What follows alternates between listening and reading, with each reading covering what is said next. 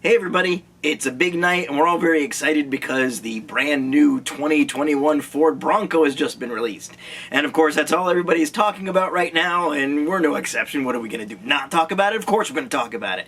So what I'd like to talk about specifically though is, now that we know officially what this thing actually looks like, let's take a little bit of a deepish dive into the design of this thing and talk about where it came from, what we like, what we don't like, and just kind of see where we are. Again, this is my first time really seeing most of these images, so I'm just going to be thinking of a lot of this stuff kind of off the cuff as I look at it. It's going to be kind of raw, but hopefully it'll be interesting and we'll all get something out of it. So let's see what we got. Of course, this here is the new design of the 2021 Bronco, but before we get into all the details, I think it's worth going back and looking at exactly what this thing is, because fundamentally it's not just a retro design. It's different than a retro design. What it really is something closer to what I would call like a reboot design, because they've gone all the way back to the original Bronco for this. Now the Bronco isn't quite like the Jeep.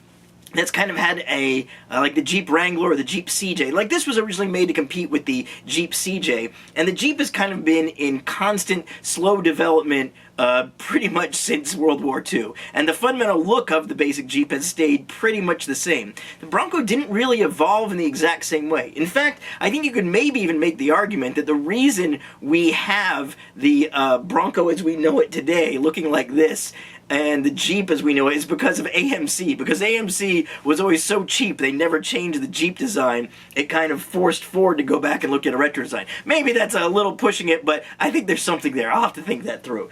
But if we look at the original Bronco design, it's interesting, because compared to something like the Jeep, it had a little bit more of a modern look, because this is from 1965 when it first came out. And what we're seeing here is a lot of the ways Ford was just building all of its cars in 65.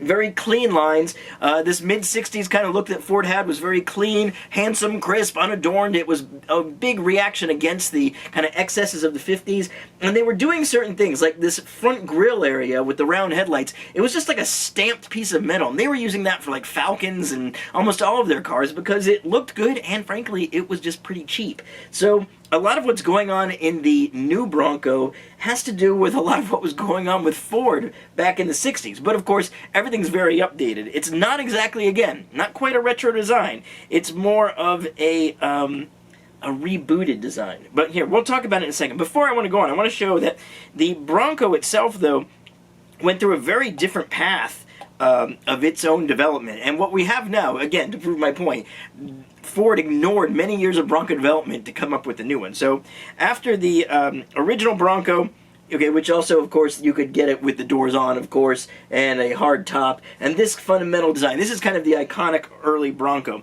After that, they went to a version that was based on the F-150 truck design. And you see it got a lot bigger. It got bigger and heavier, more luxurious. You know, even in this time, it's not super luxurious, but more of everything when it went to the F-150 design. And the F-150 style Bronco kept going throughout all the generations. And I think it's very telling that Ford basically ignored all of these developments of Bronco design and instead went back to the very original, because frankly nobody really wanted these again.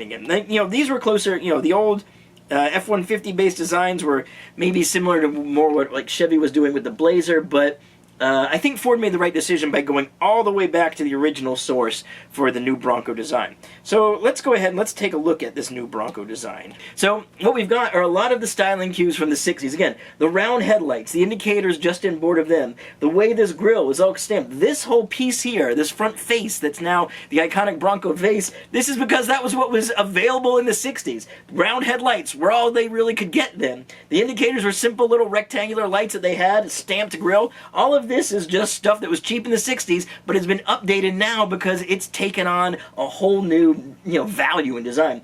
And you notice they've angled it a little bit. It's not entirely flat anymore.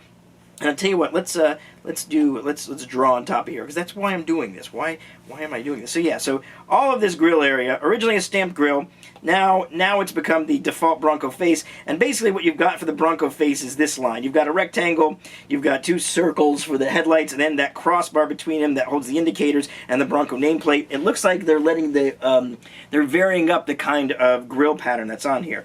There's a lot of other interesting things. The character line that we saw in the early Broncos right around here is still present. And you have very clean body panels, just like in a 60s car. There's not a lot of extra venting or anything like that going on here. They've managed to keep it very clean and very simple, and I think that was really smart. The proportions also are really good. You've got big tires on this thing. On the two-door one, a very short wheelbase. This thing feels like an off-road machine. The proportions are really, really good. This chamfer in the front hood is interesting. This is probably kind of a modern need for pedestrian impact stuff, and I'm sure there's an aero effect, but it does kind of clean things up and modernize everything a little. The decision to make a non-integrated bumper, of course, fits very well with the concept of the car as well. You don't really want like a body-colored bumper in something like this. They're using a hard metal bumper. They have clear hooks and tie-downs, areas for lights. It's a separate unit. That makes a lot of sense. Also interesting, note the mirrors are mounted on the cowl right in front of the windshield here. The mirrors are mounted, and there's like a black piece that mounts the mirrors. That's to allow for the front windshield to fold down. So the mirrors literally cannot be mounted on the doors, which is good because, as you can see, the door is not there. There's also the exterior door skin is a rectangular hole, but the interior one has this angle.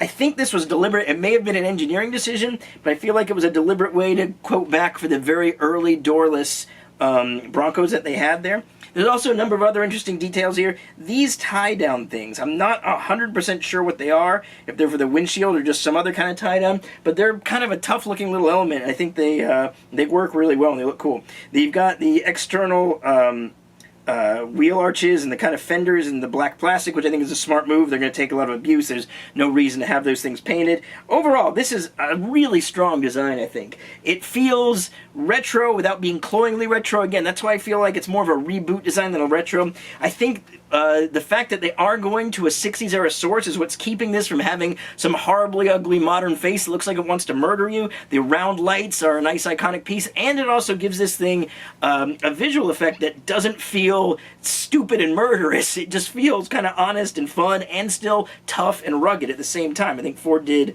a really good job with all that. All right, let's see what else we got going on here. So, okay, from the rear, this is the four-door one. You see the proportions are nice in the four-door one. So we've got a nice body line here that kicks up just a little bit here. Again, the roof lifts off, so they wanted this to feel, I think, separate from the belt line down from the upper part, so it could feel, you'll get the idea that it's a removable roof kind of vehicle. Taillight design is nice in these. They're going a vertical style taillight. Reminds me a little of like the Econoline taillights they used to use. I think we've got the outer rim is LEDs. Inside, there's like a clear area that I suspect is probably both one area is probably for the indicator, and one area is probably for the reverse lamp. It's a pretty good looking taillight. It doesn't take up a lot of room. It leaves a lot of room for the rear hatch to open. Of course, big external spare. There'd be really no other way to do that without an external spare. They're mounting the license plate low on the bumper. I think is a good choice as opposed to necessarily being in the spare area.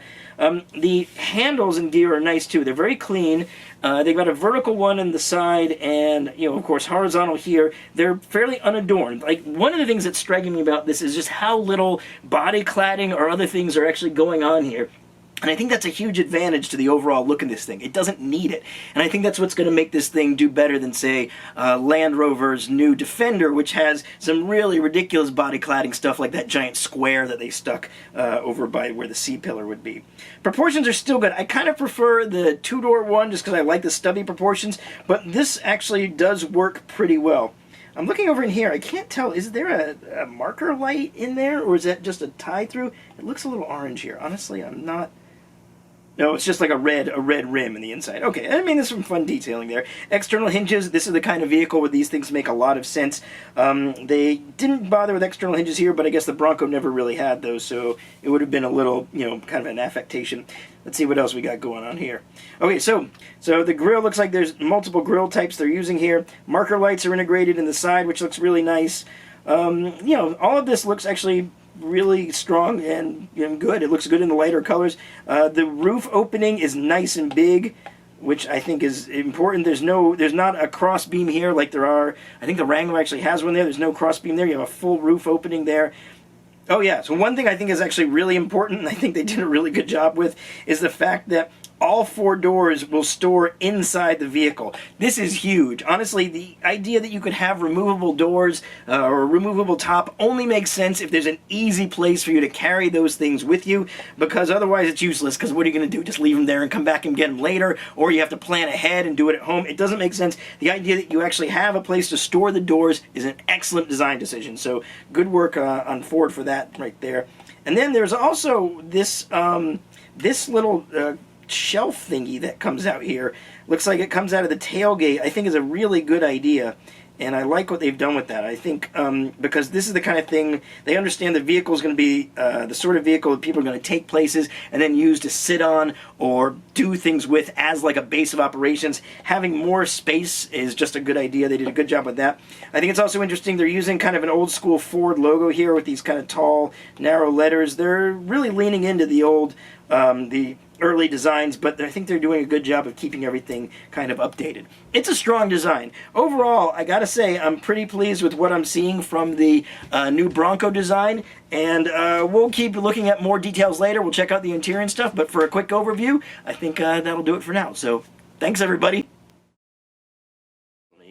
Let me make a, gotta move my drawing line there. Oh, wait, oh, hold on, oh gosh.